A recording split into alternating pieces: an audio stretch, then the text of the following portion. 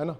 अब थोड़ा सा अगर इसको अपने वो आपके एग्ज़ाम के पॉइंट ऑफ व्यू से देखें, क्योंकि आपका सब्जेक्टिव टाइप का भी एग्ज़ाम है, हालांकि ऑब्जेक्टिव टाइप के अंदर भी टेंस के ऊपर बहुत ज़बरदस्त क्वेश्चंस बन सकते हैं। जैसे इसका पूरा नाम हमने ये लिखा था कल, टाइम एंड टेंस। तो इसमें टेंस तो आप लोग समझ गए, टेंस क्या चीज़ है, टेंस क्या चीज़ है, यूसेज ऑफ वर्ब है ना, कि वर्ब के यूसेज को आपको टेंस सिखाता है, किसके अकॉर्डिंग, टाइम के अकॉर्डिंग। लेकिन ये टर्म जो टाइम है ना, पहले अपने को इसे समझना होगा कि ये टाइम क्या चीज़ है। ठीक है, इस टाइम को समझ लेते हैं थोड़ा सा। अब जैसे अगर मैं टाइम की बात करूं, तो क्या आप टाइम को देखकर, सिर्फ देखकर ऐसे बता सकते हो कि कौन सा प्रेजेंट का है, कौन सा पास्ट का है। जैसे मैं एग्जांपल लिखूं, मैंने आपसे है ना पहले भी ये शायद पूछा हुआ है, टुमारो, यस्टरडे, आज क्या डेट है, 6 हो गई ना, 5 फेब होगी, 1947, today, next week, last Monday, 5 o'clock। इसमें कौन सा प्रेजेंट का, कौन कौन सा पास्ट का, कौन सा फ्यूचर का, ये बता सकते हो? चलो अपने वैसे ही बात कर लेते हैं। टुमारो फिक्स है ना, फ्यूचर का है, ठीक है। यस्टरडे फिक्स है, पास्ट का है। आज जैसे 6 हो गई, तो 5 फेब क्या है, पास्ट का, फिक्स है क्या ये वाला पास्ट है, ये वाला प्रेजेंट है, ये वाला, ये और ये वाला बता क्यों नहीं सकते? 5 o'clock,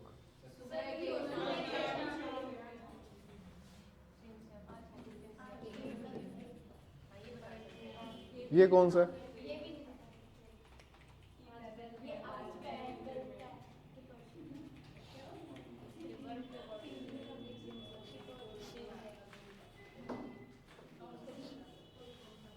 देखो, ये जो टाइम जो दो तरह का होता है ना, एक होता है फिक्स, एक होता है अनफिक्स्ड। जो अनफिक्स्ड है उसको चाहिए रेफरेंस पॉइंट, ठीक है। फिक्स वाले को रेफरेंस पॉइंट नहीं चाहिए होता है। ये एक समय का भी एक टाइप होता है कि आपको उसके लिए ये ज़रूरत नहीं पड़ती है कि रेफरेंस पॉइंट इसका क्या है, वो ऑलरेडी डिफाइंड होता है, उसका रेफरेंस पॉइंट ऑलरेडी डिफाइंड होगा। और ये जो अनफिक्स्ड है ना, इसका रेफरेंस पॉइंट आपको देना पड़ेगा। जैसे ये वाले फिक्स्ड हैं, टुडे, टुमारो, यस्टरडे और लास्ट वीक, लास्ट मंडे, ये सब है ना फिक्स्ड है। जबकि ये जो 5 फेब है, 1947 है, 5 o'clock, 5 PM वगैरह, ये सब जो होते हैं, या फिर मैं लिख दूं कि 10 जनवरी, 5 फरवरी, इनके अंदर अपने को पता नहीं है, फिक्स नहीं है। असल में रेफरेंस पॉइंट की जरूरत पड़ती है। कैसे? जैसे अगर मैं 1946 के रेफरेंस पॉइंट से इसकी बात करूं, तो ये किस में चला जाएगा? फ्यूचर में, ठीक है। अगर मैं 1948 के रेफरेंस पॉइंट से बात करूं इसकी, तो ये किस में चला जाएगा? पास्ट में। अगर मैं 4 PM को बात करूं इसकी, तो ये किस में आ गया? फ्यूचर में आ गया। अगर मैं 6 PM पर बात करूं इसकी, तो ये पास्ट में आ गया। अब जैसे ये वाले फिक्स नहीं है, ये इनका रेफरेंस पॉइंट होना जरूरी होता है। तो कई बार क्या होता है कि हम लोग है ना, ये जैसे वर्ड्स वगैरह जो लिखे हुए हैं, एक तो पैसेज का टाइप कौन सा है जो आप, या फिर सेंटेंस का टाइप कौन सा है जो आपको दिया गया, उसका रेफरेंस पॉइंट आपको देखना होता है।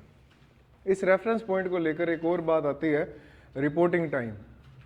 आप रेफरेंस पॉइंट कह दो या फिर रिपोर्टिंग टाइम कह दो, रिपोर्टिंग टाइम एक बहुत जरूरी चीज है। जैसे मैंने आपसे एक बार पहले पूछा था कि कोई सेंटेंस पास्ट में क्यों है, V2 पास्ट है, ये आपको पता है ना, V2 पास्ट होता है, विल प्लस V1 फ्यूचर होता है, V1 प्रेजेंट होता है। लेकिन ये सब क्यों है ऐसा? रिपोर्टिंग टाइम के अकॉर्डिंग है, ठीक है। आप अगर कोई रिपोर्टिंग टाइम की अपने बात कर रहे हैं कि किसी काम का रिपोर्टिंग टाइम आपका आज का है, जबकि वो जो काम जो हुआ है वो इससे पहले हुआ है रिपोर्टिंग टाइम से, तो सेंटेंस किस में जाएगा? पास्ट में। अगर रिपोर्टिंग टाइम अपना आज का है और सेंटेंस आप, या फिर एक्शन आप होने वाला एक्शन अभी कह रहे हो, तो वो सेंटेंस किस में जाएगा? फ्यूचर में। आपका रिपोर्टिंग टाइम भी अब का है और वो सेंटेंस भी अभी चल रहा है, तो प्रेजेंट कंटिन्यूस कहेंगे इसको अपने।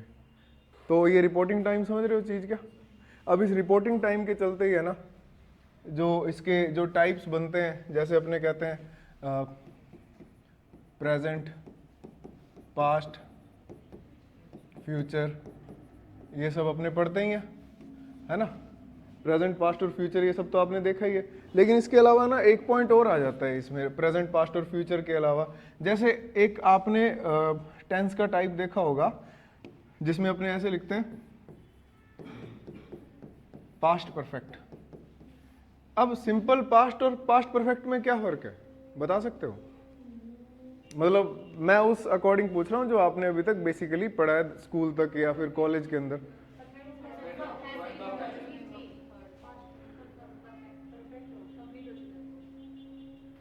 कंप्लीट हो चुका है। प्रेजेंट परफेक्ट क्या होता है फिर? वो भी कंप्लीट है। सिंपल पास्ट भी कंप्लीट है। तो तीनों में फर्क क्या हुआ? अगर तीनों एक ही है तो तीनों को एक साथ यूज नहीं कर सकते क्या?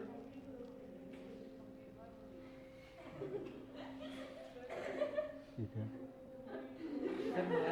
अच्छा, ठीक ठीक। नहीं, मेरा नंबर खुला हुआ था, मुझे लगा ग्रुप से निकाल रहे हो। आजकल ऐसा ही हो रहा है मेरे साथ। निकाल दिया होगा मुझे लग रहा है। एडेड तो हूं लेकिन वो एडमिन वगैरह नहीं बनाता मुझे कोई। हाँ बना दो किसी का, तो मैं घर पे कुछ तो दिखाऊं वो अचीवमेंट में कि ये देखो अब मकान मेरे नाम करो। तो ये जो पास्ट परफेक्ट जो होता है ना, सिंपल पास्ट और पास्ट परफेक्ट जो होता है, इनमें फर्क क्या है? अब एक ध्यान से सुनना बात आप।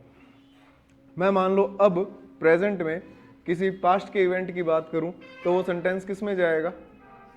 कौन सा पास्ट? सिंपल पास्ट, ठीक है। मैं अब अगर बात कर रहा हूं पास्ट के इवेंट की तो वो किस में जाएगा? सिंपल पास्ट में।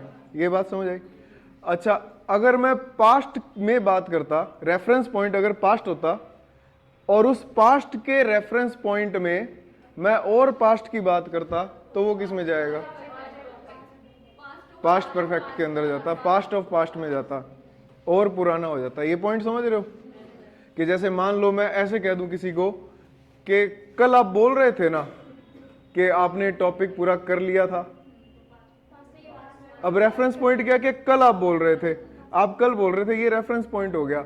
और एक्शन कौन सा हो रहा है कि वो टॉपिक आपने कर लिया था। रेफरेंस पॉइंट जब सिंपल पास्ट आया और आपने जब और पास्ट की बात करी तो वो पास्ट ऑफ पास्ट होता है। ये बात समझ आ रही है कि इसका असल में यूज है क्या, मतलब क्या क्या यूसेज है वो अपने देख रहे हैं इसके अंदर। समझे ये चीज कि हेड प्लस V3 असल में आपको मतलब बहुत सारे पॉइंट्स में से उसका एक पॉइंट ये है। आपने एक टर्म देखी होगी फ्यूचर परफेक्ट टेंस जो होता है। ये फ्यूचर परफेक्ट क्या होता है? आगे समझ? मुझे लगा फ्यूचर पता लग गया कि मैं क्या बताने वाला हूं। फ्यूचर परफेक्ट टेंस क्या होता है?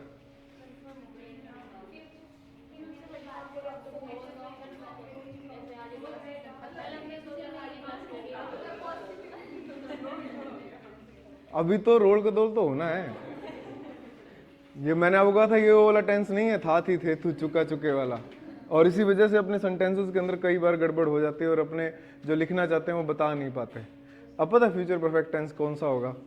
कि आपका रेफरेंस पॉइंट है सिंपल फ्यूचर टेंस, ठीक है, और इससे पहले वाला एक्शन आप बता रहे हो।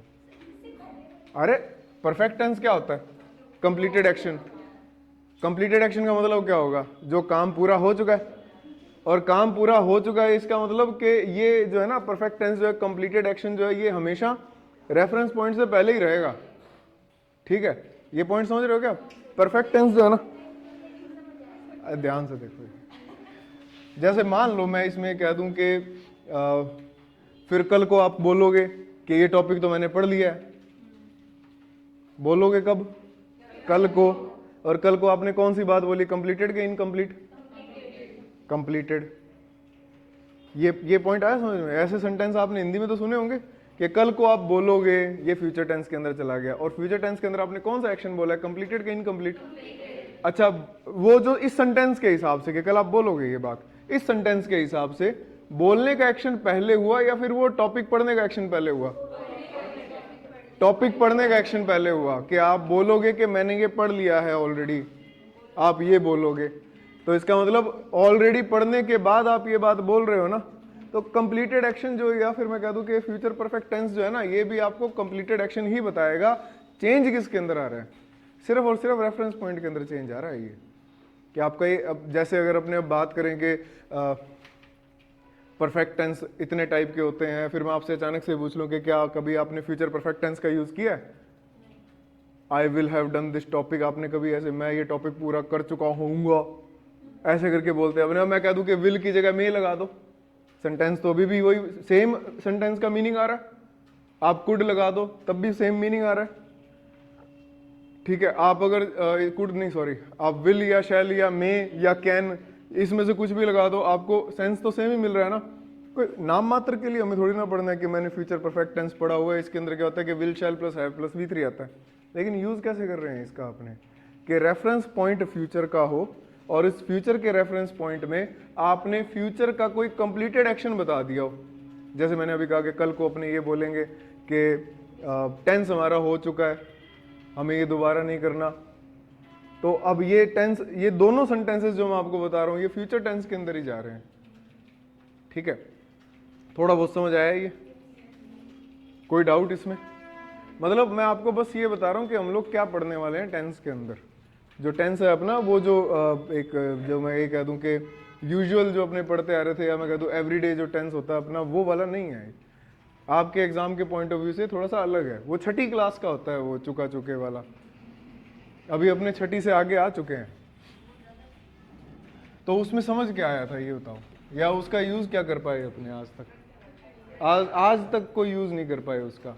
हालांकि हो सकता है कि इसके अंदर भी अपने 50% का यूज कर पाए, लेकिन 0 से तो ठीक है ना।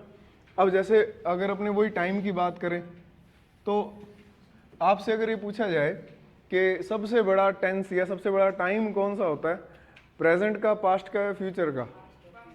सबसे बड़ा जो मतलब लिमिटलेस सा है, फ्यूचर। प्रेजेंट या पास्ट? फ्यूचर। पास्ट और फ्यूचर दोनों, ये लिमिटलेस है, कंपैरिजन ही नहीं है इनका। क्योंकि अब से 1 मिनट पहले से लेकर 1 करोड़ साल पहले तक क्या था? पास्ट। अब से 1 मिनट बाद से लेकर 1 करोड़ साल बाद तक क्या होगा? फ्यूचर। तो ये सबसे बड़े, दोनों ही बड़े हैं। लेकिन ये जरूर कह सकते हैं अपने, इनमें सबसे छोटा कौन सा है? प्रेजेंट। कौन सा? 4 प्रेजेंट है अपने पास। प्रेजेंट सिंपल या इंडेफिनिट? कंटिन्यूस सबसे छोटा है। कारण? जैसे मान लो कि ये अपना है present continuous tense.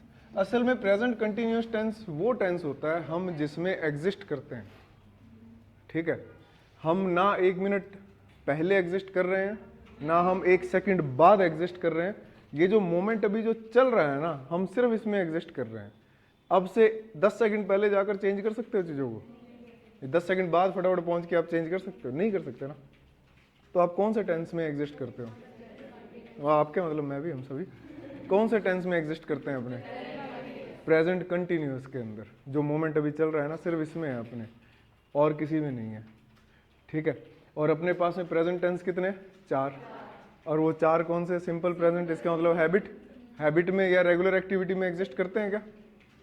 Regular activity में एग्जिस्ट करते हैं? नहीं करते। ये तो इसका देखो, सिंपल प्रेजेंट का दूसरा नाम क्या है? नहीं, वो तो सेंटेंस का टाइप है, इनडेफिनिट।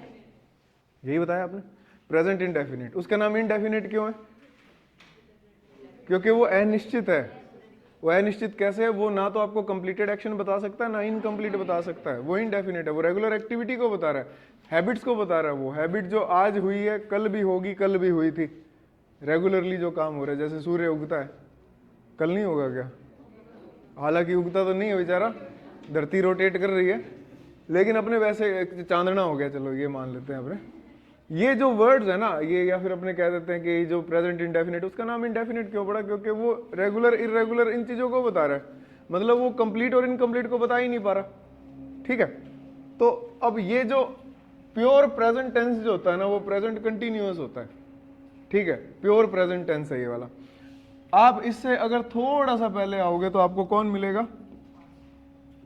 आपको मिलेगा प्रेजेंट परफेक्ट, हाल ही में जो पूरा हुआ है वो वाला एक्शन, जो हाल ही में कंप्लीट हुआ है। ठीक है, अभी तो मेरी बात हुई है उससे, मान लो अपने ऐसे बोलते हैं अभी बात हुई है 2 मिनट पहले ही, इस तरह से कई बार सेंटेंस बोलते हैं ना, तो क्या वो कंटिन्यूअस में है? वो कंप्लीटेड के अंदर है। ठीक है, अच्छा आप जब इससे पास्ट में आओगे ना तो आपको कौन मिलेगा? अब आपको सिंपल पास्ट मिलेगा। ये लगभग एक जैसे हैं, लगभग, लेकिन कंप्लीटली एक जैसे ये बिल्कुल भी नहीं है। ठीक है, दोनों की नेचर एक जैसी है। फिर जब आप और पास्ट में आओगे इसके अंदर, ये लो भाई, अब ये पास्ट परफेक्ट आ गया। ठीक है, मतलब कि ये सिंपल पास्ट से भी पूरा नहीं है। आप ऐसे मान सकते हो इसको कि ये जो समय का रिवर फ्लो की तरह जो एक है ना फ्लो होता है, टाइम जो है वो इस तरह से आगे की तरफ बढ़ता रहता है। इससे आगे सारा अपना फ्यूचर टेंस है, ये सारा फ्यूचर के बारे में बता रहा है।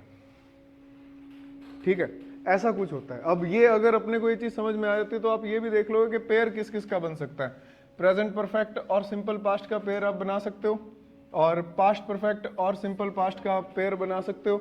अच्छा, अगर मैं यहाँ पर बात करूँ सिंपल पास्ट और प्रेजेंट परफेक्ट, तो इसके अंदर पुराना एक्शन कौन सा है? सिंपल पास्ट, मतलब फर्स्ट एक्शन कौन सा होगा? सिंपल पास्ट, और ये सेकंड एक्शन। ठीक है, ये देखेंगे अपने ये चीज क्या है, शायद हो सकता है आप में से किसी ने पढ़ी भी हो ये बात। पास्ट परफेक्ट और सिंपल पास्ट में पुराना कौन है? पास्ट परफेक्ट, और ये सेकंड एक्शन हो जाता है। फिर ये चीजें अपने को पढ़नी है इसके अंदर, मतलब सेंटेंस को जो अपने बनाएंगे समय के अकॉर्डिंग बनाएंगे, तो ऐसे कुछ अपने को पेयर्स भी बनाने हैं। ये बात है इसमें, समझ आई ये चीज क्या? कोई डाउट इसमें? टेंस का असली इंट्रोडक्शन थोड़ा सा ये वाला है। एक और पॉइंट आता है इसके अंदर कि क्या हमेशा टाइम और टेंस बैलेंस में रहते हैं? टाइम और टेंस हमेशा बैलेंस में रहते हैं क्या? हमेशा? कि मतलब अगर टाइम फ्यूचर का है तो टेंस भी फ्यूचर का होगा, और अगर टेंस फ्यूचर का है तो टाइम भी फ्यूचर का होगा। क्या ये फिक्स है? हाँ है ना? तो बता दो। ये कौन सा हाँ हुआ? अच्छा, मुझे लगा ये हाँ नहीं। देखो,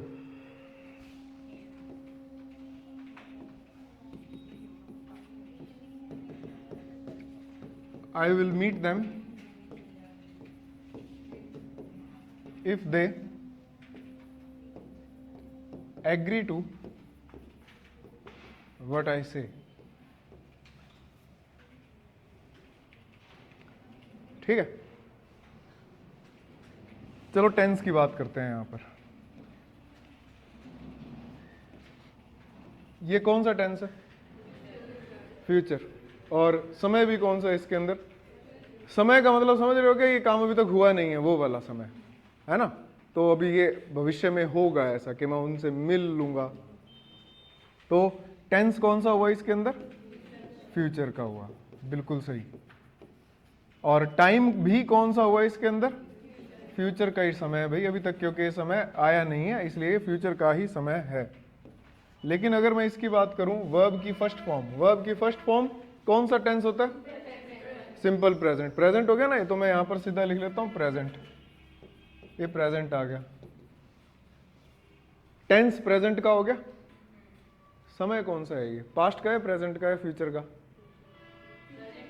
फ्यूचर का है। कैसे फ्यूचर का? क्योंकि ये काम भी अभी तक हुआ नहीं है, ये भी अभी तक हुआ नहीं है।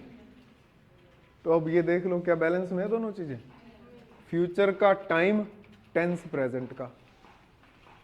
ठीक है, ये कंडीशनल्स अपना एक टॉपिक आएगा। कल मैंने 3 टॉपिक के नाम लिखे थे, वॉइस, टेंस और मूड।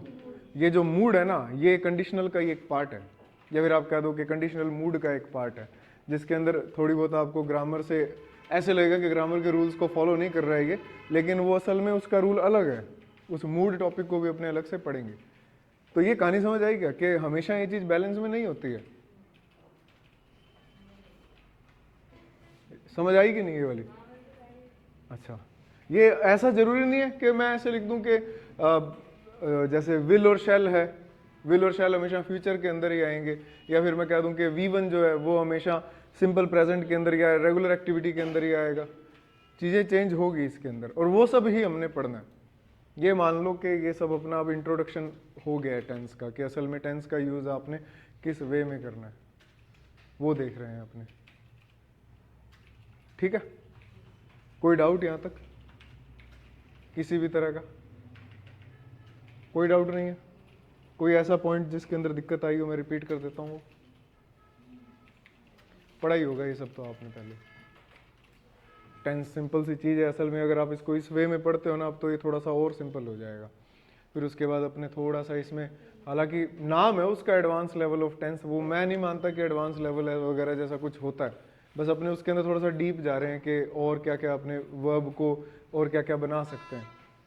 ठीक है, लो भाई अब वो बुक के हिसाब से शुरू कर देते हैं एक बार, तो 2-1 दिन बुक के अकॉर्डिंग पढ़ देते हैं, लास्ट के 2 दिन जो अपने मतलब 4-5 दिन का ही है टॉपिक, फिर वो थोड़ा सा अपने अलग लेवल का पढ़ लेंगे कि हैं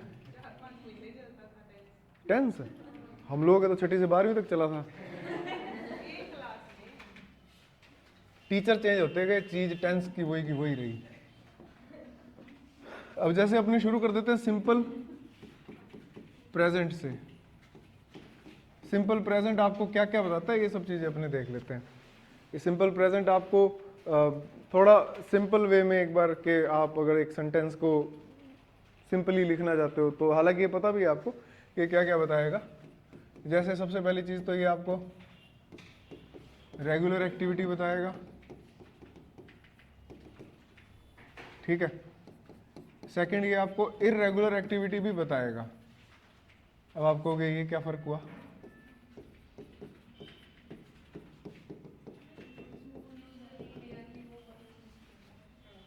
हाँ, मतलब ये होना निश्चित है, होगा जरूर, लेकिन कब कब होता है वो समय फिक्स नहीं है इसका, ये फर्क है दोनों में। जैसे एग्जांपल देखें अपने,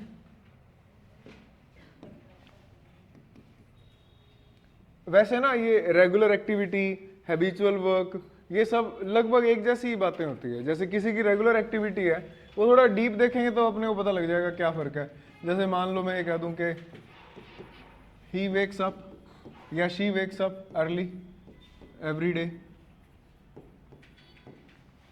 ये हैबिट होती है कि रेगुलर एक्टिविटी होती है? ये रेगुलर एक्टिविटी होती है। हैबिट जैसे पुराने लोगों की हैबिट हुआ करती थी, या फिर घर में जो बड़े बुजुर्ग होते हैं उनकी ये हैबिट में आ जाता है, क्योंकि वो दोपहर को 6 घंटे सो लेते हैं, तो दिन में तो सुबह जाग जल्दी खुली जाएगी। अब ये रेगुलर एक्टिविटी कैसे कि हम लोग जो मतलब अपने हम लोग हैं, आप लोग हो जो हम लोग दिहाड़िए हैं, तो काम पर आना होता है इसलिए सुबह जल्दी उठ जाते हैं, 6-6:30 बजे उठ गए, उसके बाद में 7 बजे वापस हो गए। तो लेकिन जिस दिन संडे होगा तो क्या उस दिन 6-6:30 बजे उठेंगे क्या? उस दिन तो घर वाले ही उठाते हैं, और थोड़ी देर ऐसे वो डंडे से ऐसे हिला के भी देखते हैं कि है कि गया, तो इतनी देर तक अपने सो जाते हैं, इतनी गहराई में नींद होती है अपनी के। ये रेगुलर एक्टिविटी है असल में। हैबिट का मतलब ये होगा, अगर आप इसको हैबिट देखना चाहते हो इसमें, तो वो ये है जिस पर अपना कंट्रोल नहीं होता। जैसे आप ये लिख दो, ही या शी जो भी आप लिखो, स्पीक्स अ लॉट। किसी की हैबिट है बहुत ज्यादा बोलना, कि एक बार वो शुरू हो गया या शुरू होगी तो उसको चुप कराना मुश्किल है, ठीक है। तो ही या शी स्पीक्स अ लॉट, या फिर आप ये भी लिख सकते हो कि ही या शी स्पीक्स वेरी लेस, बहुत कम बोलने वाले व्यक्ति। आपको वो कैब करवाई थी क्या ये वाली, गैरुलस वगैरह सब वर्ड्स बताए थे क्या? ये अपने वो कैब में देखेंगे कि वो बोलने के हिसाब से भी लोगों के टाइप होते हैं, हैबिट के हिसाब से। पर्सनैलिटी के टाइप नहीं है, वो हैबिट के टाइप है। जैसे गैरुलस आपने सुना होगा वर्ड, गैरुलस कौन होते? बातूनी। या टॉकेटिव कौन होते? टॉकेटिव और गैरुलस में कोई फर्क है क्या स्पेलिंग के अलावा? और टॉकेटिव फिर गैरुलस है, नेचर भी तो हैबिट में ही आता है। कैसे? जैसे मान लो गैरुलस का मैं कहूँ कि गैरुलस वो व्यक्ति होता है जो ज़्यादा बोलता है और जिसका कोई सुनना नहीं चाहता कोई बात। ऐसे बातूनी आपके ग्रुप में ऐसे दोस्त होंगे कि जो वो अकेला ही बोल रहा होता है और 4 जने चुप बैठे होते हैं, इधर उधर देख रहे होते हैं और वो बोले जा रहा होता है, वो गैरुलस होता है। टॉकेटिव का मतलब कि आप उसको कोई भी पॉइंट दे दो बात करने के लिए, वो अच्छा बोलेगा, वो बहुत बढ़िया बोलेगा और आप उसकी बात को सुनना भी चाहोगे, समझ रहे हो ना मेरी बात। तो वो गैरुलस और टॉकेटिव में थोड़ा सा फर्क होता है कि जिसको हर बात की नॉलेज होती है और वो अच्छा खासा उस पर बोल सकता है, वो टॉकेटिव है। हालांकि एक और वर्ड बनता है इसके लिए, कोजेंट। कोजेंट वो होता है कि किसी बात को बड़े इंटरेस्टिंग तरीके से बताता है कि आप उसकी बात को सुनो, वो वाली बात होता, वो वाली बात, उस दिन जो क्या होता वो होता, तेरा एक्सीडेंट हुआ था ना। तो वो कहता कि मैं एक बार मेरी दीदी के साथ जा रहा था, तब मैं 11वीं क्लास में था, मैंने स्कूटर चलाना सीखा ही था तब। तो है ना मेरी दीदी बारी बारी कह रही थी कि पर लग रहा छोड़िया, पर लग रहा छोड़िया मासी घर। तो है ना फिर मैंने स्कूटर निकाला और मेरे को गुस्सा आ गया क्योंकि मेरा ना मैच था थोड़ी देर में। तो है ना मैंने दीदी बैठ जल्दी, तो मैंने ऐसे रेस दे दी जोर से, और उसके बाद है ना कोई स्प्लेंडर वाला आया, उसके पीछे मैंने स्प्लेंडर वाले की ठोक दी। फिर है ना ऐसे हम लोग ऐसे जाते जाते खोता रेडी से भिड़ गए। खोता रेडी पे मोटर पड़ी थी, वो मोटर है ना इधर उधर लुढ़क गई, नीचे गिर गई, इतनी जोर से एक्सीडेंट हुआ। तो है ना दीदी के तो नहीं लगी, जो स्कूटर चला रहा था मेरे दोस्त के, उसके लग गई बहुत भयंकर, लेकिन उसको उठाने कोई नहीं आया। सारे दीदी को जाकर पूछ रहे आप ठीक तो, आप ठीक तो जो स्कूटर चला रहा था जिसका है ना पैर पूरी यहाँ से वो छिल गया, सारा कोनिया छिल गई, वो लंगड़ाता हुआ खड़ा हुआ, और स्कूटर भी स्टार्ट था, पता नहीं कैसे न्यूट्रल में हो गया था वो। और है ना वो जो आगे की ब्रेक होती है उसका वो लीवर टूट गया था, और इतनी जोर से खोता रेडी में लगा था कि वो है ना मोटर नीचे गिर गई थी। तो है ना फिर उसने स्कूटर वापस स्टार्ट ऐसे किया, रेस दी थोड़ी सी, कहे दीदी बैठो वापस घर चलते हैं। तो दीदी कहते तू पहले इंजन तो ले ले, अपना इंजन बाहर निकल के गिर गया। फिर मैंने कहा बैठो आप, फिर हम लोग घर आ गए वापस। मैं मेरा दोस्त हूँ। तो अब जैसे मान लो कि अपने जीवन के साथ हुई इस दुर्घटना को कोई व्यक्ति किस तरीके से, जैसे मैंने बड़ा बोरिंगली बताया आपको कि फटाफट इस बात को खत्म कर दिया। अब कोई मान लो इस बात को स्वाद लेके बताता तो वो कोजेंट हो जाता, ठीक है। तो ये बोलने वालों के हिसाब से उनकी हैबिट होती है कि वो कोई किसी बात को किस प्रकार से बता रहा है, ठीक है। तो खैर ये बात को लगभग 11वीं 2003 4 सॉरी 20 साल हो गए, 20 साल हो गए। मैंने ये बात फिर दीदी के बेटे को बताई, वो एक दिन कह रहा था मम्मी बहुत इंटेलिजेंट है, मम्मी ये मम्मी वो। मैंने कहा इधर आ बैठ, मैं तेरे को बताता हूँ। तो वो क्योंकि उसकी मम्मी मिक्सी ठीक कर रहे थे, पेचकस लेके बस उसको ऐसे करे जा रहे थे। मैंने कहा तेरे समझ नहीं आएगा, रहने दे तू। तो वो कहता अरे मम्मी बहुत इंटेलिजेंट। मैंने कहा बैठ, मैं तेरे को बताता हूँ क्या हुआ था। खैर अब ये बात अच्छा रिकॉर्डिंग भी चालू है क्या, लेकिन दीदी तैयारी कर ही नहीं रहे। अब इरेगुलर एक्टिविटी का मतलब जिसका होना निश्चित है लेकिन कब होगा हमें पता नहीं। जैसे मैं कह दूं कि डेथ इज सर्टेन, मुझे इसका टेंस बता दो कौन सा है। सिंपल प्रेजेंट जो चल रहा है वही वाला है, V1 है इसके अंदर। हाँ वो भी इसी के अंदर ही आएंगे। अब मृत्यु निश्चित है, मैं कह दूं वी आर मॉर्टल्स, हम नश्वर हैं। मृत्यु कब होगी? अब कोई कह दे कि भाई कि इसको ऐसे जोड़ के और इसको ऐसे करके, वो वाला पता नहीं कौन सा वो था कि इसको ऐसे कर लो और ये ऐसे कर लो कि ये हट जाएगा ये हट जाएगा। लेकिन अगर ये तर्जनी आप हटा पा रहे हो तो उसके इसका मतलब ये हुआ कि 6 महीने के अंदर अंदर अपनी मृत्यु निश्चित है। करके देख लो, फ्री भी तो देना है हमें, क्या पता जरूरत ही ना पड़े कि पहले किसी की ऐसे अलग पड़ी हो, कह रहे घंटे ही रह गए 2-3 कि इतनी अलग हो रही है। तो कब होगी मृत्यु नहीं पता, ठीक। अरे इधर ध्यान दो, अरे वो ऐसे ही बोल दिया था मैंने। अब ये जो है मेरी बात सुनो, डेथ इज सर्टन है, मृत्यु निश्चित है, और वी आर मॉर्टल्स, हम लोग नश्वर हैं। लेकिन कब होगी मृत्यु नहीं पता, लिखा थोड़ी ना हुआ कि भाई ये 60 साल के हो गए, रिचार्ज खत्म हो गया और उसको लोग छोड़ के आ रहे हैं, पहले ही बिठाए कि अभी रुक जाओ, अभी तो आग मत लगाओ, थोड़ी देर तो रुको, अभी मैं जिंदा हूं। तो वो सर्टेन है लेकिन अनिश्चित है, ठीक है। अच्छा और देखो और किस में आएगा ये यूनिवर्सल ट्रुथ जो है, बिल्कुल सही।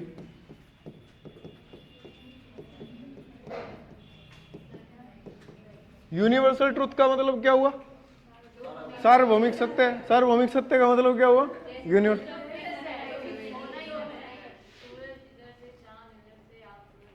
अब मैं इधर से आऊंगा, अब उधर से मैं कैसे आऊंगा बताओ? ये यूनिवर्सल ट्रुथ हो। कल को खिड़की से आ रहा हूँ, को हट जाओ इंग्लिश वाले आ रहे हैं, कोई लग घुस गया लो भाई। तो यूनिवर्सल ट्रुथ का मतलब क्या हुआ? जैसे या देखो आप इसको ऐसे याद रखो, यूनिवर्सल ट्रुथ की जगह आप इसको ऐसे याद रख लो कि फैक्ट्स। अब ये फैक्ट्स कैसे भी हो सकते हैं, ये फैक्ट्स जो है वो ह्यूमन से रिलेटेड भी हो सकते हैं, ये फैक्ट्स जो है वो साइंटिफिक भी हो सकते हैं, वो सारे यूनिवर्सल ट्रुथ के अंदर आ जाते हैं, ठीक है, फैक्ट्स होते हैं। अब साइंटिफिक फैक्ट का मतलब क्या हुआ, जैसे मैं कह दूं ये कलर दिख रहा है क्या, बढ़ने दो, उस पे नहीं दिखेगा, कैमरे पे अपने ऐसे कह दें, water boils at 100 degree centigrade. अब ये साइंटिफिक फैक्ट है कि पानी 100 डिग्री पे उबलता है। अब मान लो कोई कहते नहीं मैंने तो 110 पे भी उबलता हुआ देखा है, लेकिन शुरू तो 100 डिग्री पे हुआ, ठीक है, कि कोई कहते नहीं 90 पे भी उबला था, लेकिन वो पहाड़ियों पर होगा, ठीक है, पहाड़ पर पानी जल्दी उबल जाता है 98 डिग्री पर, क्योंकि वहां पर वो घनत्व वगैरह क्या होता है, वो वायु दाब कम होता है, ठीक है, ऐसा मैंने सुना है। कभी पहाड़ियों पे पानी उबालने तो गया ही नहीं कोई, तो है, हाँ ये भी सही है।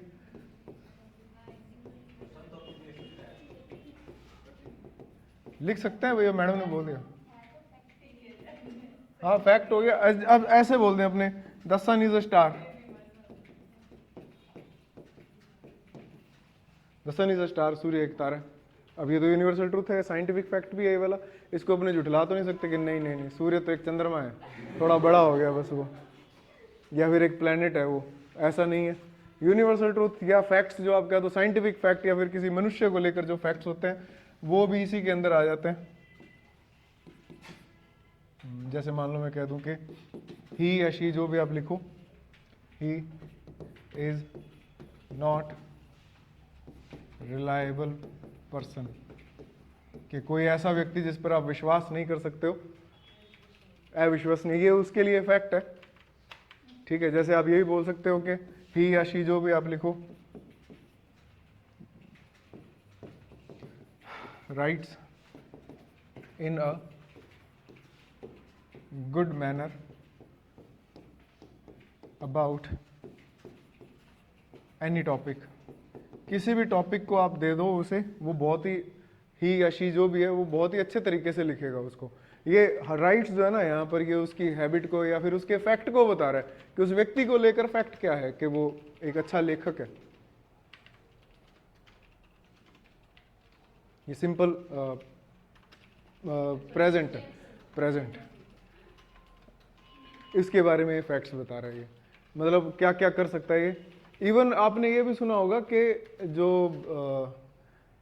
पॉलिटिकल इवेंट्स हैं जो नियर फ्यूचर में होने वाले हैं, उनके साथ भी V1 का यूज किया जाता है।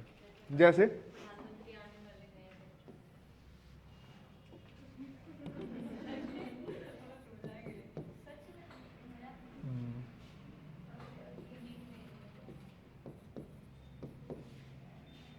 ये एक मंदिर का उद्घाटन अबू धाबी में हो रहा है क्या?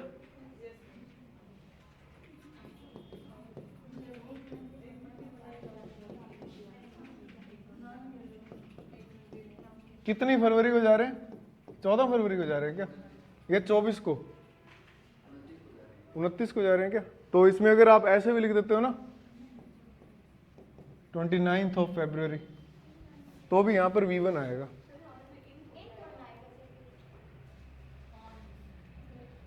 चलो फिर ऑन कर दो, वो तब सिर्फ फरवरी था ना, तो इन लगाया था, ऑन 29th ऑफ फरवरी। अब ये 29 फरवरी आज के पॉइंट ऑफ व्यू से अगर अपने बात करें, क्योंकि इस सेंटेंस का रेफरेंस पॉइंट आज का ही है, तो फ्यूचर हो गया ना 29 फरवरी, है ना, फ्यूचर हो गया ये आज के पॉइंट ऑफ व्यू से, लेकिन फिर भी यहां पर V1 आया है, क्यों? जो पॉलिटिकल इवेंट्स होते हैं स्पेशली, ये इसको चेंज नहीं किया जा सकता, तो वो V1, मतलब जब रेयरेस्ट ऑफ रेयर केस ना हो उसके अंदर, के मान लो अबू धाबी वाले कहते हैं कि नहीं जी आप तो 28 को ही आ जाओ, हमसे अब रहा नहीं जा रहा, तो जब तक कोई रेयरेस्ट ऑफ रेयर केस ना आए, कि मान लो अपने कहते हैं कि द CM ऑफ टू या द CM गोज टू, अब वाले CM दिल्ली जा ही सकते हैं कुछ डिमांड करने, अब तो कोई नहीं रोकेगा। The CM goes to Delhi on 1 March, तो 30 फरवरी तो आएगी नहीं। दोनों ठीक है, ऐसा नहीं है कि उसके अंदर कुछ चेंज आएगा, लेकिन जो विल गो है ना, वो विल जो वर्ड है या फिर कोई भी मॉडल जो है, वो आपको है ना अजम्पशन बताएगा या फिर वो प्रोबेबिलिटी बताएगा, ये फिक्स इवेंट बता ही नहीं सकते। हाँ, ये विल जो है ना बाकी के जो मॉडल्स है ना उनकी तुलना में ये श्योर रहता है। वो भी केस चेंज होता है, जब जैसे अगर मैं सेकंड पर्सन और थर्ड पर्सन के साथ में शैल लगा दूं तब वो श्योरिटी में जाएगा। नॉर्मल केसेस के अंदर तो ये बेचारे भी नहीं बता पाएंगे श्योरिटी को। जैसे मैं आई के साथ में अगर शैल लगा दूं या थर्ड पर्सन और सेकंड पर्सन के साथ में विल लगा दूं तो ये अजम्पशन या प्रोबेबिलिटी बन जाता है।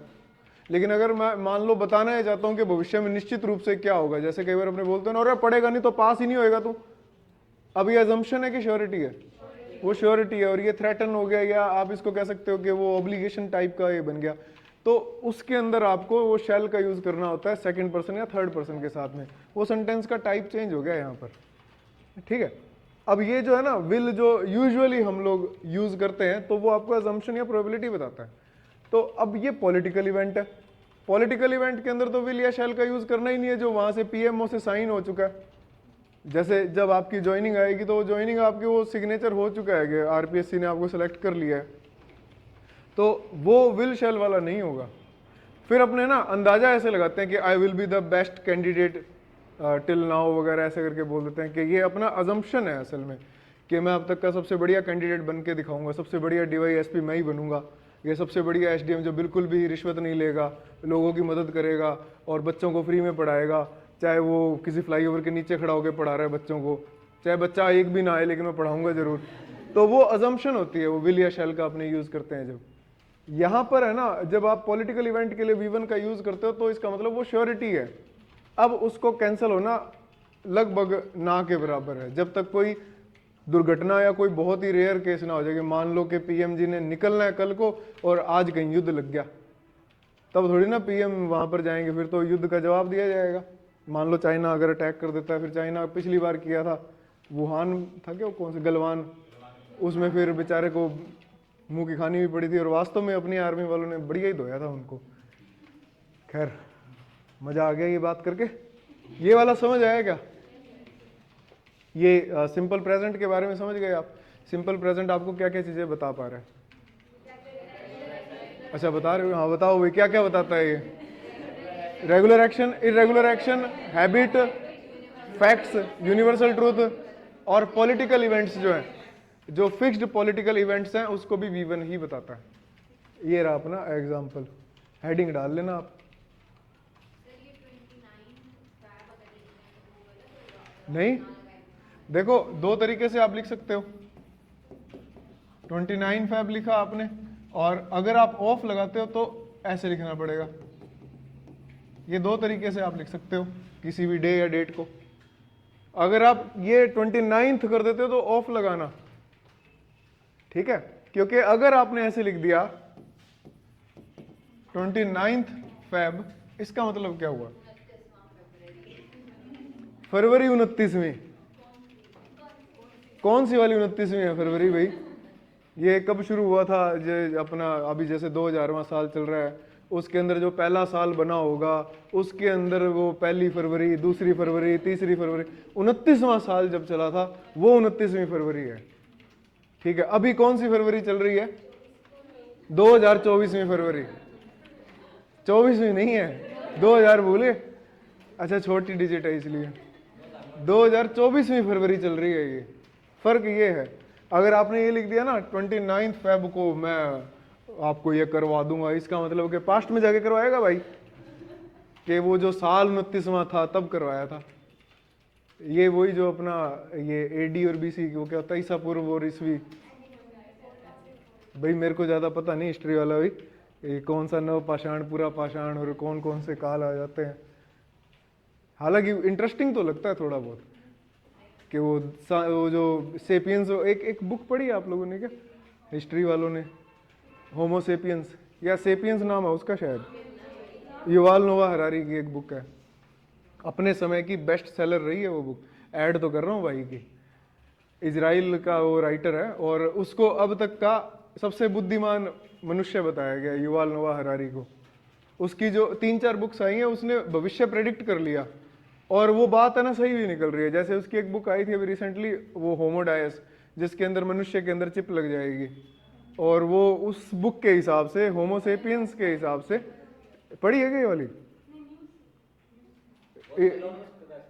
हाँ, इलोन मस्क की बात कर रहे हैं ना। अब ये बुक है ना, उसकी 5-6 साल पहले आई थी। युवाल नोवा हरारी की जो बुक है ना, होमो सेपियंस या सेपियंस नाम से जो भी है, आप जब उसको पढ़ोगे ना, कंप्लीट पढ़ दोगे, तो आपका ना ईश्वर से विश्वास उठ जाएगा। सही में ये बुक सिर्फ उन लोगों के लिए है जो लॉजिकली सोचते हैं। लॉजिकली मतलब कि अब पता नहीं रिकॉर्डिंग के टाइम में ये बात बोलनी चाहिए या नहीं, क्यों विरोध हो जाते हैं इन चीज़ों के।